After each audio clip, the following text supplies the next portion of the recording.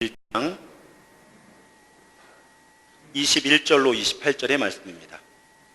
그러니까 당분간은 제가 일어나 주십시오 하면 일어나시면 됩니다. 왜냐하면 7월쯤 되면 이제 정리를 해서 폼을 딱 고정할 건데 그때까지는 습관적으로 일어나는 거를 좀 저희들이 없애야 돼요. 그래야 바뀐 형태에 적응할 수 있기 때문에 제가 안내해 드리는 대로 불편하시겠지만 따라주시면 감사하겠습니다. 마가복음 1장 21절로 28절까지를 우리 한 목소리로 봉독하겠습니다. 그들이 가버나움에 들어가니라. 예수께서 곧 안식일에 회당에 들어가 가르치심에 뭇사람이 그의 교훈에 놀라니 이는 그가 가르치시는 것이 권위 있는 자와 같고 서기관들과 같지 아니함일러라. 마침 그들의 회당에 더러운 귀신 들린 사람이 있어 소리질러 이르되 나사렛 예수여 우리가 당신과 무슨 상관이 있나이까? 우리를 멸하러 왔나이까? 나는 당신이 누구인 줄 아노니 하나님의 거룩한 자니이다. 예수께서 꾸짖어 이르시되 잠잠하고 그 사람에게서 나오라 하시니 더러운 귀신이 그 사람에게 경련을 일으키고 큰 소리를 지르며 나오는지라. 다 놀라 서로 물어 이르되 이는 어찌미냐? 권위 있는 새 교훈이로다. 더러운 귀신들에게 명한즉 순종하는도다 하더라. 예수의 소문이 곧 온 갈릴리 사방에 퍼지더라. 아멘. 자리에 앉으시겠습니다. 우리가 살아가는 동안 참 많은 대화를 나누고 살아갑니다. 요즘에는 케이블 TV나 공중파도 마찬가지인데요. TV를 켜면 참 여러 사람이 나와서 이야기하는 프로그램들이 많이 있죠. 그런데 우리 주변에 보면 많은 말을 하는데 많은 말을 하는데 그냥 편한 말로 영양가 없는 말만 하는 사람들이 있습니다.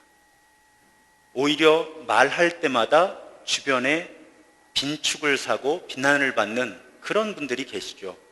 그런가 하면 촌철살인이라고 한두 마디의 말 가만히 계시다가 한두 마디의 말씀을 하시는데 그 한두 마디의 말씀으로도 큰 영향력이 있는 말을 하는 그런 분들도 계십니다.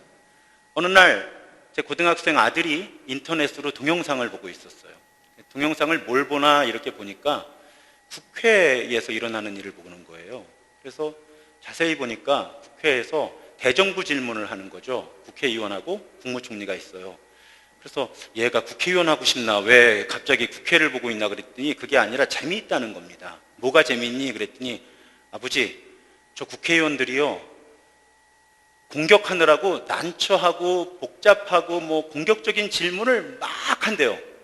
말을 막 하는데 국무총리는 가만히 듣다가 한마디나 두 마디를 딱 하면 질문하는 국회의원이 아무 말을 못 한대요.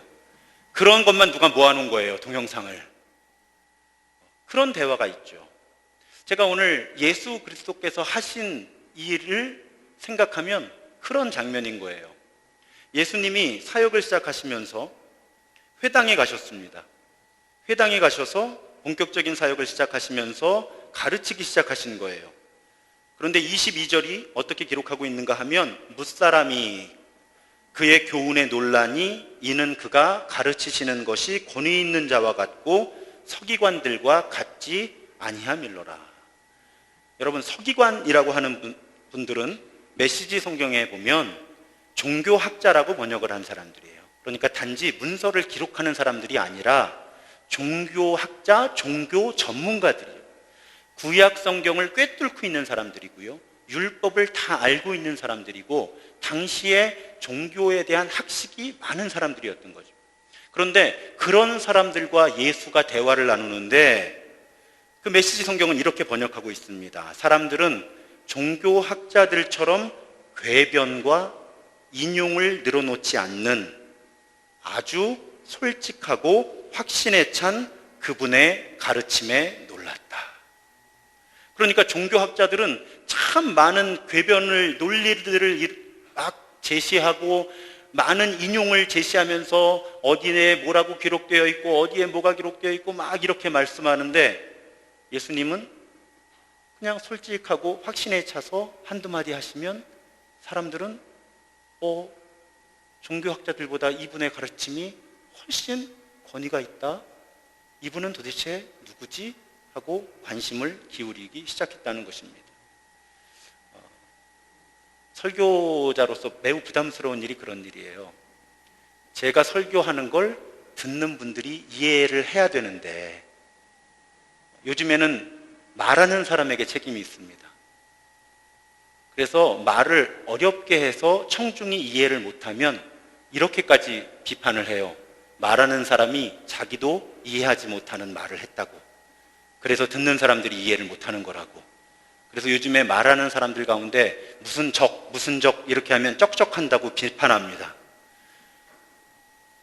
예수님의 말씀 가운데 그런 부분이 감춰져 있던 거죠. 그럴 수밖에 없습니다.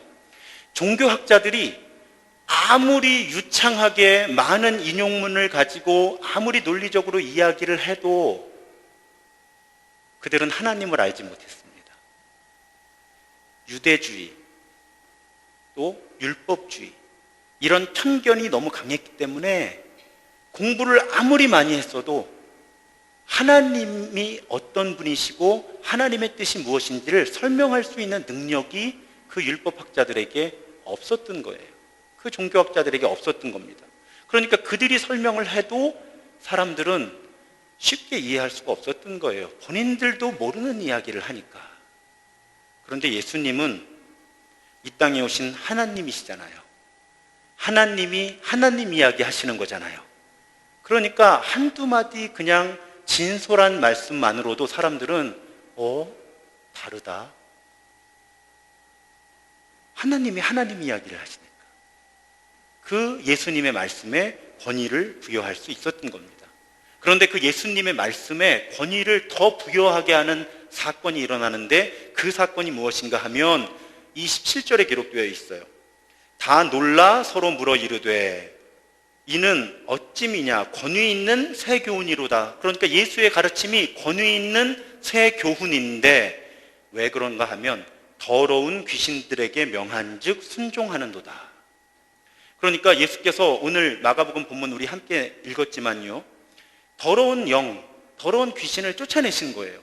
그러니까 예수의 말씀에 권위가 더 부여가 되는 겁니다. 이분에게는 정말 우리가 그동안 보지 못하던 새로운 권위가 있다. 어떻게 더러운 귀신들에게 명령을 하면 귀신들이 물러나냐.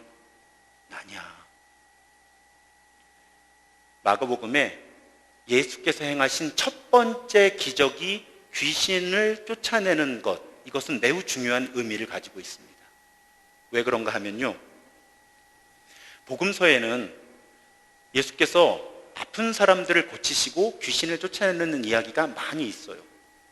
특별히 오늘 설교는 여러분 인터넷을 사용하실 수 있는 분들은 우리 교회 홈페이지나 유튜브에서 지난 6월 5일자 수요예배 설교를 같이 들으시면 이해하시기가 훨씬 좋습니다. 그날 제가 귀신에 관한 설교를 했거든요.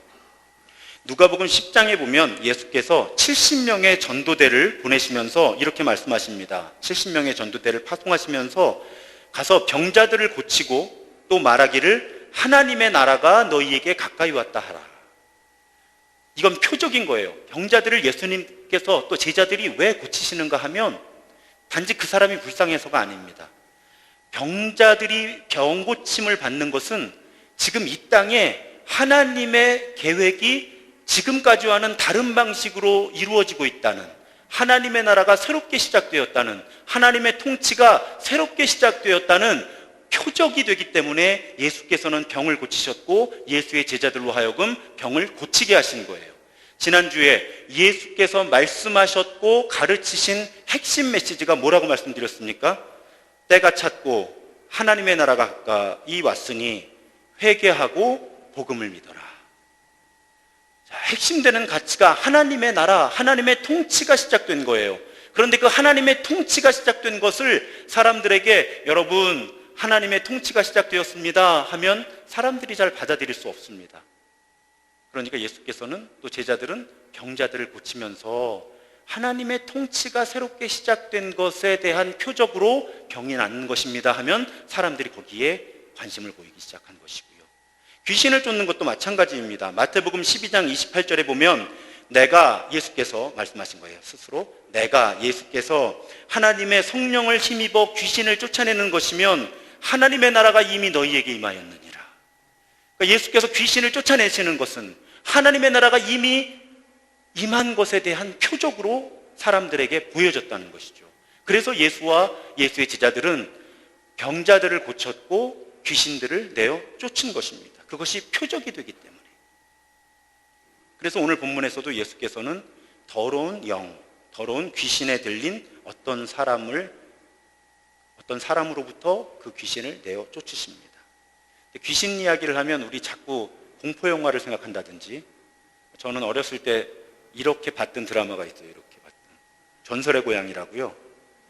밤에 무서우니까 보긴 봐야 되는데 무서우니까 이제 이렇게 하고 보다가 무서운 장면 나면 이렇게 가리고. 근데 그런 드라마 혹은 주변에 귀신 들린 건 이런 거야 라고 경험을 했거나 이야기를 나누는 사람들 때문에 우리에게 잘못된 편견들이 좀 있습니다. 그 가운데 하나가 무엇인가 하면 우리 마음의 병, 정신적인 어려움을 너무 직접적으로 귀신 들린 것과 연관시키는 거예요. 이것은 매우 경계해야 되는 일입니다. 정신적인 어려움, 마음의 병을 앓는 것과 더러운 귀신이 들린 것은 사실은 구분을 해야 하는 일이에요. 구별해야 되는 일입니다. 특별히 어떤 분이 우울증이나 어떤 정신적인 어려움을 겪고 있는데 그분을 향해서 그건 더러운 귀신이 하는 일이다라고 이야기하는 것은 때로는 매우 폭력적인 언행이 됩니다. 그것을 구분할 수 있는 것은 전문적인 훈련을 받은 사람과 하나님이 특별한 은사를 주신 분들만 가능한 일이에요. 그래서 목회를 하다 보면 이런 일이 간혹 일어나는데 앞으로 더 자주 일어날 것 같습니다. 교회로 전화가 오는 거예요. 정신과 전문의예요. 근데 이 정신과 전문의가 목회자에게 전화를 해서 본인이 환자를 치료하고 있는데, 오랜 기간 치료하고 있는데 의학적으로 볼 때 이분은 마음의 병이 아니고 이건 정말 영적인 현상인 것 같습니다. 그러니 목사님께서 이분을 좀 만나주시고 이분을 위해 기도해 주시고 교회가 할 수 있는 접근을 좀 치유를 이분을 좀 도와주십시오 하는 전화를 받을 때가 있어요. 반대로요, 제가 어떤 분들을 상담하거나 함께 기도할 때 이렇게 권면 드릴 때도 많이 있습니다. 제가 집사님 혹은 권사님과 일주일에 한 번 정도 만나드리거나 기도해 드릴 수는 있겠지만 제가 볼 때 지금 집사님 혹은 권사님 전문적인 상담가를 만나서 상담 치료를 받으시거나 혹은 정신과 전문의를 만나보시는 게 좋겠습니다 하고 제가 권면을 드릴 때가 있어요. 이 두 가지 현상은 서로 연결될 때도 많이 있지만 기본적으로 볼 때는 다른 현상입니다. 그래서 우리가 감기에 걸리면 기도도 하지만 의사를 찾아가듯이 우울증이나 공황장애 같은 정신적인 어려움도 기도하지만 전문적인 사람을 만나서 도움을 얻는 것은 아주 적절한 일이에요. 이것을 너무나 쉽게 귀신 들렸다 이렇게 하는 것은 매우 적절하지 않을 수 있기 때문에 우리 신도중앙회 교우들은 그런 부분의 이해를 조금 더 성숙하게 하시면 좋겠습니다. 그런가 하면 귀신에 대한 또 다른 편견이 있는데 이것이 오늘 설교의 주제예요. 귀신 들림이라고 하는 것을 단지 개인적인 현상, 심리적인 현상으로 이해하는 것입니다. 자, 이게 무슨 말인지를 지금부터 좀 자세하게 설명을 드릴게요. 귀신이 하는 일을 정확하게 이해하시려면 성경이 사탄에 대해서, 악마에 대해서 뭐라고 가르치고 있는지를 먼저 우리가 큰 그림을 봐야 합니다. 그 큰 그림이 요한계시록에 등장하고 있어요. 요한계시록 12장입니다. 자, 화면에 말씀이 있어요. 그때에 하늘에서 전쟁이 일어나는데 천사들하고 용이 싸워요. 용이 묵시문학에서는 사탄을 상징합니다. 그러니까 천사와 사탄이 싸움을 해요. 그런데 누가 이겨요? 천사가 이겨요. 그래서 사탄과 사탄의 부하들이 도망을 와요, 땅으로. 이것이 영적 전쟁에 대해서, 사탄에 대해서 성경이 우리에게 주는 중요한 단서입니다. 여러분, 하나님하고 사탄은 싸움이 안 됩니다. 체급이 달라요. 달라도 너무 달라요. 여러분, 성경에서 예수님이 귀신을 쫓으실 때 귀신하고 씨름하신 적이 없어요. 그냥 나가려면 나가야 되는 거예요. 왜요? 이건 힘이 달라도 너무 달라서 귀신은 하나님과 싸울 수가 없어요. 그래서 계시록에서도 사탄이 하나님과 싸웠다고 기록되어 있지 않고 천사랑 싸웠는데 그 천사한테도 지는 애들이 사탄이에요. 그런데 사탄이 목표가 하나가 딱 있는데 그게 뭐냐면 사람하고 우리 사이를 갈라놓는 게 사탄의 목표예요. 그런데 그 사탄이 하나님을 어떻게 하려고 해도 안 되는 거예요. 그러니까 이쪽은 가망이 없어요. 그럼 사탄이 할 수 있는 유일한 대책이 뭐죠? 우리를 건드리는 거예요. 우리를 유혹하는 거예요. 그래서 우리가 하나님으로부터 등을 돌리면 결국 사탄은 자기가 원하는 걸 얻는 거거든요. 그게 사탄이 하는 일이에요. 그런데 그 사탄의 하수인이 있는데 성경에 보면 사탄하고 악마는 같은 어원이에요. 동급이에요, 그냥. 그러니까 사탄이 악마라고 생각하시면 돼요. 이 존재는 악의 대장이에요. 그런데 성경에서 귀신이라고 번역된 것은 조금 달라요. 그러니까 사탄하고 악마는 라고 번역된 그 존재는 악의 대장이고 귀신들은 그 하수인이라고 생각하시면 돼요. 조금 하급한 영들인 거죠. 그런데 그 영들이 움직일 때 요한계시록에서는 또 다른 단서를 줍니다. 13장에 보면 바다에서 짐승이 올라와요. 근데 그 짐승이 뿔 10이 있고 머리 7이 있는데 그 뿔 하나하나에 왕관을 쓰고 있고 그 머리 하나하나에 하나님을 모독하는 이름이 붙어 있어요. 그리고 조금 있다 보면 땅에서 또 짐승이 올라옵니다. 어린 양처럼 뿔이 둘이 있고 용처럼 말을 해요. 자, 이 두 짐승이 무엇인가? 앞으로 나중에 요한계시록 강해를 하거나 요한계시록으로 성경 공부를 하실 기회가 있을 거예요.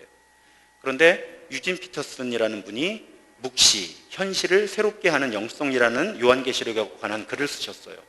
그뿐만 아니라 많은 성서학자들이 이 두 짐승이 사탄의 하수인들인 거예요. 이 땅에서 일을 하는. 사탄은 이제 하늘에서는 못 싸우니까 땅에서 싸워야 되는데 어떤 존재들을 가지고 어떤 존재들을 하수인으로 사탄이 싸움을 하느냐면 이 두 짐승인데 이 두 짐승은 각각 정치 권력과 종교 권력을 상징한다고 보는 거죠. 그것이 사탄이 일을 하는 방식이에요. 귀신이 들린다는 것은 단지 개인에게 귀신이 들어와서 움직이는 차원만 있는 것이 아니고요. 이 세상에 만연한, 하나님은 기독교, 종교의 하나님이 아니라 만유의 하나님이에요. 그러니까 하나님이 다스리신다는 것은 정치, 경제, 사회, 문화, 종교 모든 영역이 하나님의 뜻대로 움직이는 것을 우리는 하나님의 통치라고 이야기를 해요. 그러면 사탄 역시 똑같은 영역에서 일을 하는 거예요. 정치, 경제, 사회, 문화, 종교의 모든 영역에서 사탄은 하나님과 우리 사이를 멀어지게 하고 우리로 하여금 하나님의 통치를 따라 살지 못하게 합니다. 근데 여러분, 이상한 것이 있는데 왜 하나님에 대해 이야기할 때보다 사탄 이야기를 할 때 이렇게 집중력이 좋으세요? 매우 당황스럽습니다.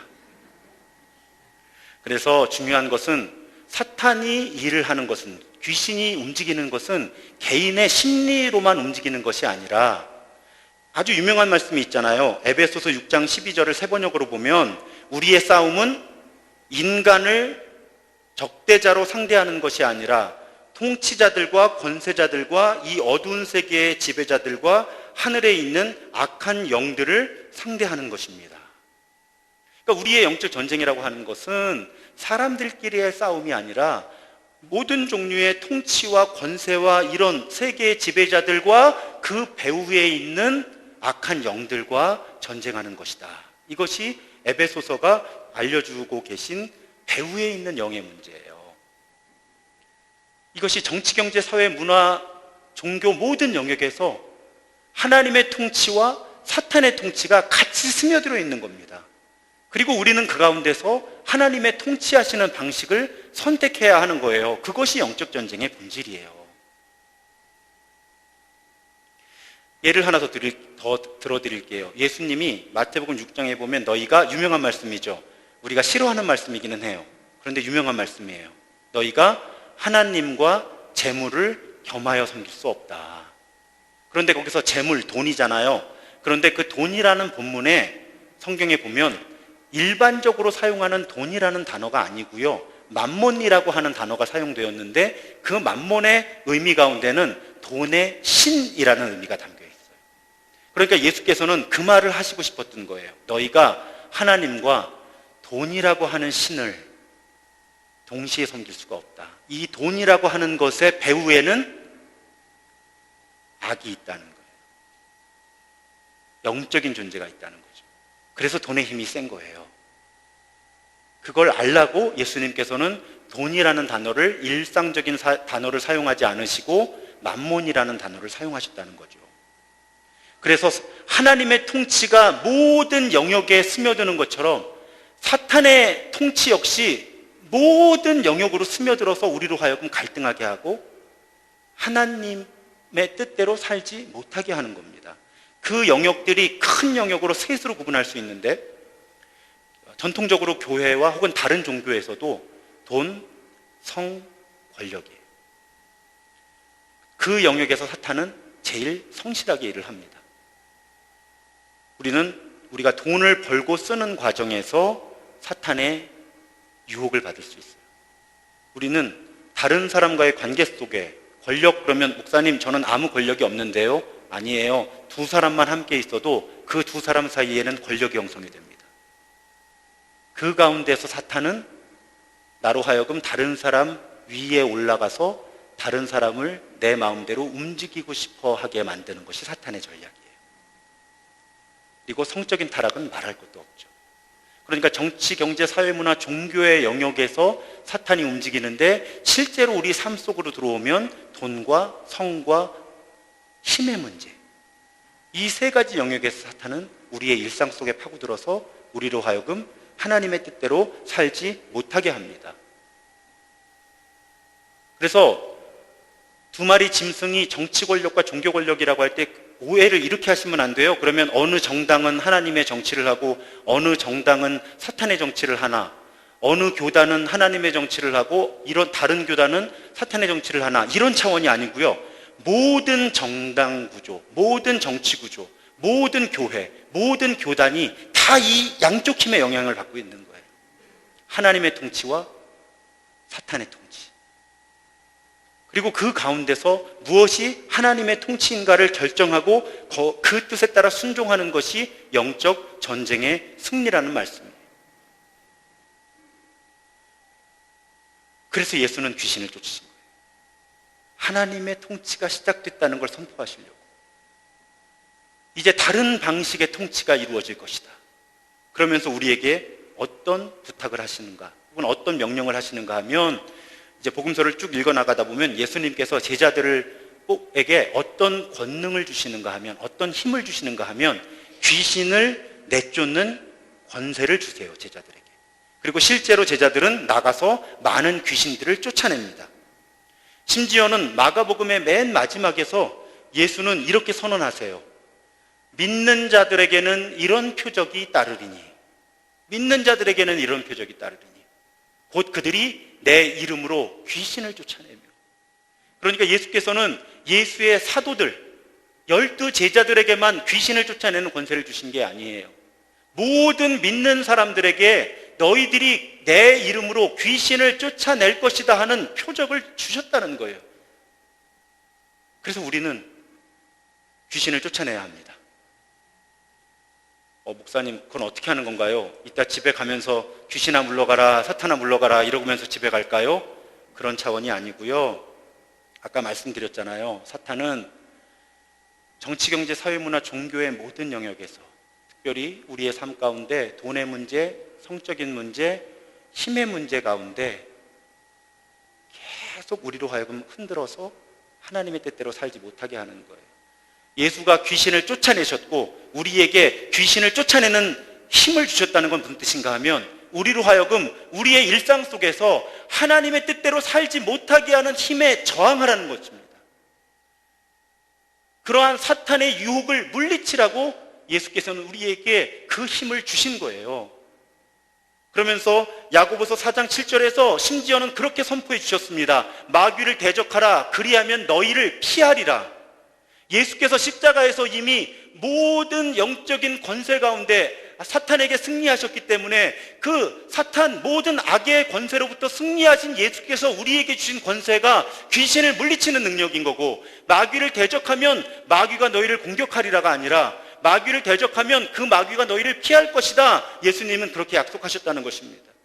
그래서 우리는 이제 예배 마치고 일상으로 나아가면 우리 가정에도 일터에도 또 이 사회 전반에 지금 우리나라의 문제 가운데 계속 악은 그 세력을 확장해서 악의 통치를 하려고 하는데, 우리는 우리의 가정과 일터와 우리 사회 이 세상 가운데서 하나님의 나라를 선포하는 사람들이 되어야 한다는 것입니다. 악에 저항하는 사람들이 되어야 된다는 거예요. 무엇이 옳은 것인지 그른 것인지를 분명하게 말하고 실천할 수 있는 사람이 되어야 한다는 것입니다. 그것이 귀신을 내어 쫓는다는 것의 실제적인 의미예요.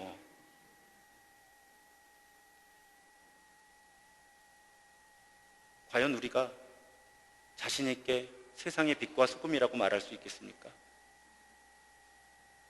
바로 그 질문이죠.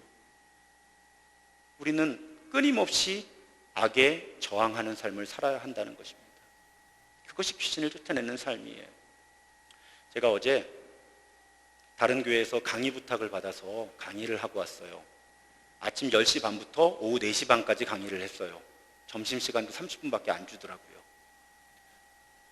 그런데 가면서 고민을 했어요. 개인적인 고백입니다. 강사료를 받으면 어떻게 할까? 내가 우리 신도중앙교회 담임 목사로서 섬기는 시간에 다른 교회에 가서 강의를 하고 받는 돈을 내가 앞으로 어떻게 사용할 것인가? 고민이 많이 되었어요. 여러 생각들이 있습니다. 그러다가 이제 건축 헌금을 모두 드려야 되겠다. 많지 않으니까 혹시 외부에 가서 강의를 하거나 설교를 해서 사례비를 받으면 그걸 모두 건축헌금을 드려야 되겠다. 그렇게 결심을 하고 아내와도 의논을 했어요. 그런데 자꾸 운전하고 가는데 다른 생각이 나는 거예요. 자꾸 매우 합리적인 생각들이 나타납니다. 이렇게 내가 움직이는데 들어가는 비용도 있고, 또 더 큰 틀의 합리적인 생각도 있어요. 차라리 이런 돈들을 다 모아서 저축을 잘해서 내가 나중에 어느 교회에서 은퇴를 하든지 교회에 부담 주지 말고 내가 노후를 준비하는 게 훨씬 더 지혜로운 생각이 아닐까? 여러분, 사탄은요, 머리가 좋아요. 그래서 명백하게 사탄의 전략처럼 보이는 유혹을 하지 않습니다. 매우 그럴듯하고 정당하고 합당하고 관행처럼 보이는 걸 가지고 흔드는 거예요. 아주 합리적인 생각이 많이 들어요. 지금은 한 달에 한 번 외부에 강의를 나갈까 말까지만 앞으로 늘어나면 내가 감당할 수 있을까부터 시작해서 우리 아들이 내후년에 대학을 가는데 그러면 그 비용은 어떡하나, 아주 합리적인 생각이 많이 들어요. 감사하게도 어제 그 교회에서는 강사료를 주시지 않았습니다. 작은 선물을 주셨어요.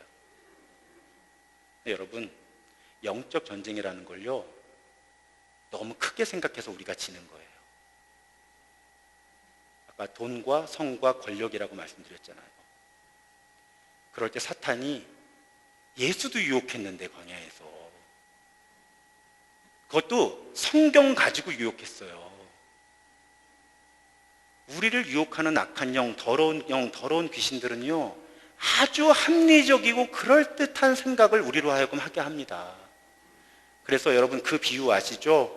개구리를 끓는 물에다가 집어넣으면 뜨거워 하고 팔짝 뛰어서 산다 그러잖아요. 근데 시원한 물에다가 개구리를 넣어놓고 물을 가열을 천천히 하면 얘가 온도 변화를 빨리 감지하지를 못하고 있다가 그냥 거기서 죽는다고 그러죠.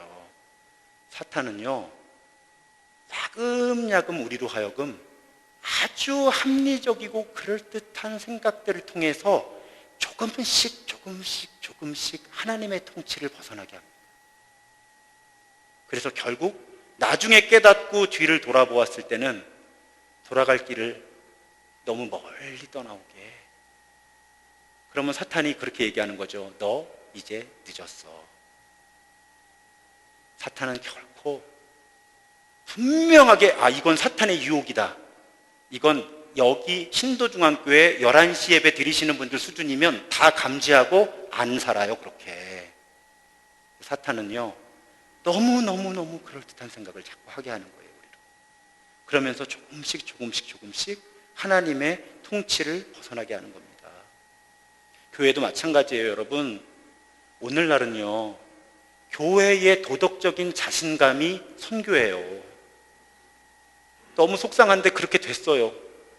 교회가 정직하고 도덕적인 것만 가지고도 선교가 돼요. 반대로 그게 안 된다는 뜻이죠.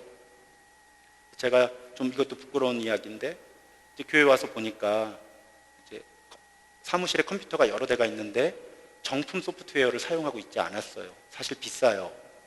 형편이 어려웠잖아요, 우리 교회가. 그리고 우리 교회만한 규모에서 소프트웨어 몇 개쯤 카피해서 쓰는 거 그냥 그 회사들도 양해하는 수준의 규모예요, 우리는. 근데 제가 자꾸 마음에 걸리는 거예요. 그래서 우리 기획위원들하고 의논을 해서 지금 단계적으로 정품 소프트웨어로 바꾸고 있는 중이에요. 돈이 한 번에 많이 들더라고요. 이건 걸리네 안 걸리네 문제가 아니고요, 우리들의 도덕적인 자존심의 문제인 거예요. 교회가 교회로서의. 제가 우리 재무팀장에게도 부탁드렸어요. 근로소득세를 낼 수 있게 해달라고. 지금의 종교인 과세로 세금 내면 됩니다. 제가 불법이나 탈법을 저지르지 않아요.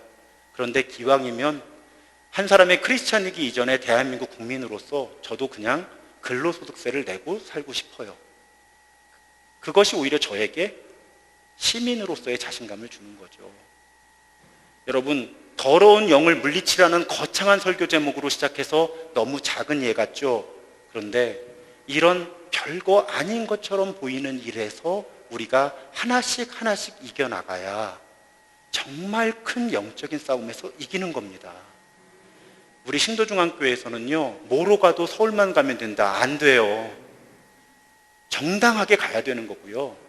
꽝 잡는 게 매다. 아니에요. 수단, 우리의 목표가 과정을 정당화시켜주지 않습니다. 하나님의 일이면 하나님의 방식으로 해야 되는 거예요. 그리고 우리가 하나님의 자녀면 하나님의 자녀답게 하나님의 자녀라는 자존심으로 살아가야 합니다. 그것이 영적인 승리예요. 별거 아니에요. 그런 작은 싸움 하나하나에서 더러운 영의 유혹을 극복해 나가면 바로 그런 사람들, 그런 교회들이 늘어나면 교회가 세상을 바꾸는 거죠. 저는 우리 교회가 1년, 3년, 5년 지나가면서 그 싸움에 이기는 교회가 되었으면 좋겠어요. 그래서 우리 교회는 존경받는 교회가 되었으면 좋겠습니다. 신도중앙교회는 적어도 진관동에서는 존경받는 교회가 됐으면 좋겠어요. 은평구까지 보지도 않아요. 우리는 진관동에서는 인정받고 존경받는 교회가 되었으면 좋겠습니다. 이제 우리 찬양하겠습니다. 가사가 너무 아름답고 우리에게 힘이 되는 가사예요. 세상의 유혹 시험이 내게 몰려올 때에 나의 힘으로 그것들을 이길 수 없지만 전쟁 이기게 하시는 주님께서 우리로 하여금 이기게 하실 것이다. 이제 예배 마치시면 일상으로 나아가실 텐데 모든 종류의 더러운 영으로부터 승리하는 우리 모두가 되기를 주님의 이름으로 축원합니다. 그 결단을 담아 찬양하시고 찬양하시다가 제가 신호를 드리면 일어나서 결단하시겠습니다.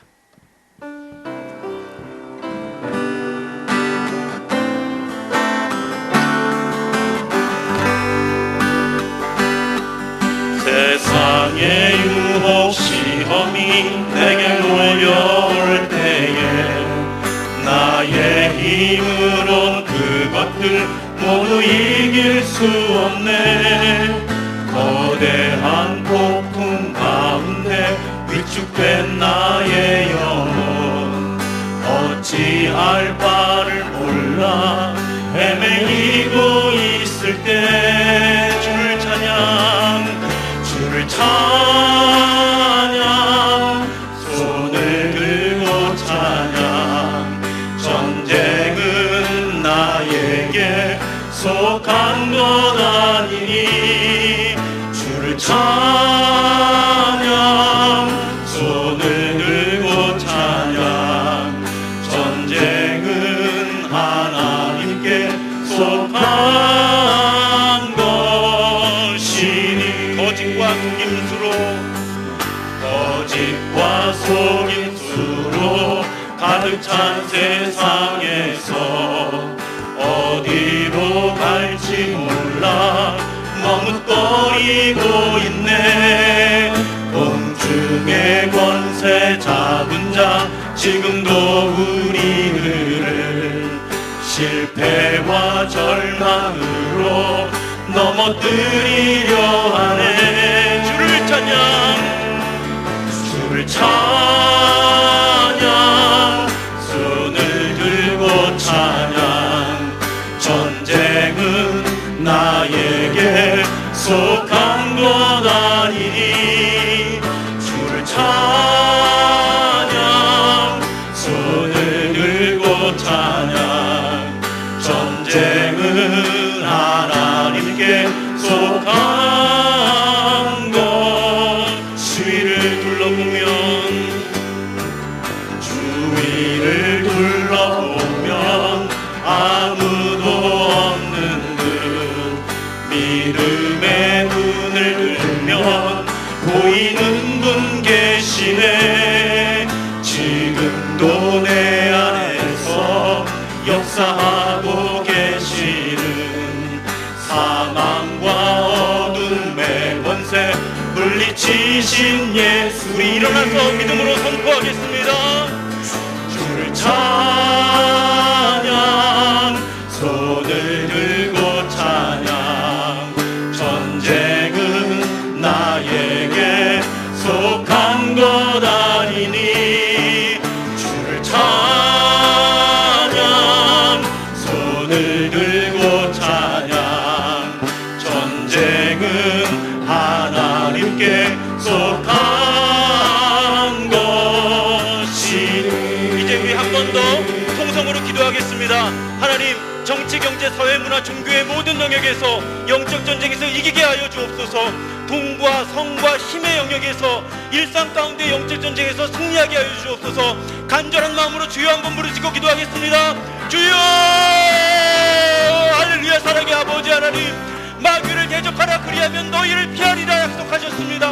아버지 하나님, 모든 영적 전쟁 가운데 귀신을 쫓아내는 능력을 우리에게 주셨으니 아버지 하나님, 내 일상 가운데 끊임없이 우리로 하여금 하나님으로부터 등 돌리게 하고 하나님의 통치대로 살아가지 못하게 하는 모든 더러운 영을 물리치는 아버지 하나님, 우리 신도중앙의 가족들 되게 하여 주시옵소서.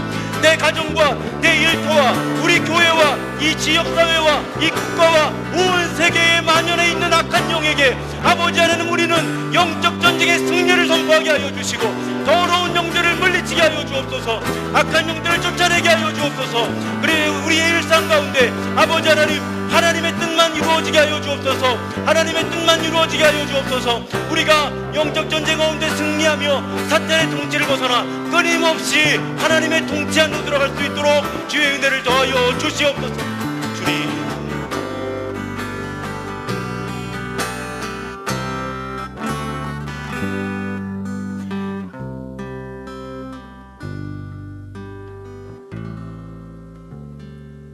지금은 이 땅에 오셔서 하나님의 나라를 새롭게 선포하시고 모든 더러운 영을 내어 쫓으신 우리 구주 예수 그리스도의 은혜와 우리 한 사람 한 사람 자녀 삼아 주시고 끝까지 품어주시는 성부 하나님의 무한하신 사랑하심과 우리의 삶 속에 끊임없이 이루어지는 하나님의 통치와 사탄의 유혹 가운데 하나님의 통치를 선택하게 하시는 성령 하나님의 교통하심이 오늘 우리의 삶 속에 더러운 귀신을 물리치기로 결단하고 더러운 영을 내어 쫓기로 결단하고 삶의 자리로 돌아가는 모든 믿음의 자녀들 위해 이제로부터 영원토록 함께 하시기를 간절히 축원하옵나이다. 아멘.